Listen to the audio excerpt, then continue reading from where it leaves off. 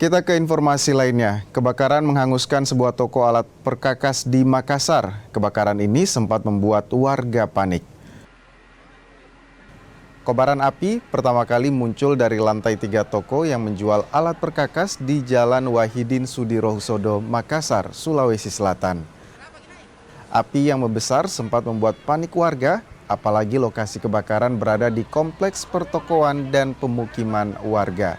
Untuk memadamkan api, 20 unit armada pemadam kebakaran dan penyelamatan Kota Makassar dikerahkan. Api baru bisa dipadamkan 3 jam lebih. Belum diketahui penyebab kebakaran, polisi dari sektor Wajo masih lakukan penyelidikan.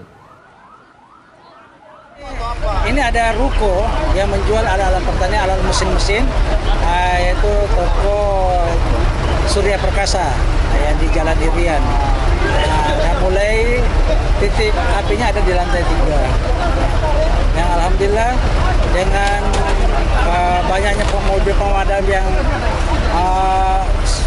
kompak datang ke sini, kurang lebih 20 unit ya, bersama dengan tim rescue dari ini untuk penyelamatan ya, karena mengingat di bagian belakang itu banyak warga atau penduduk yang ada di dalam lorong. Yang ada tadi informasi kami dapat dari warga di belakang, ada orang lumpuh jadi dievakuasi, jangan sampai api menyebar ke belakang. Ini ada korban ini? Alhamdulillah informasi yang kami dapat dari anggota dan maupun dari tim pemadam nihil. Pak, ini tadi dalam beraktivitas atau sudah tutup Pak? Sudah tutup, jadi sudah tutup sekitar jam-jam 7 malam.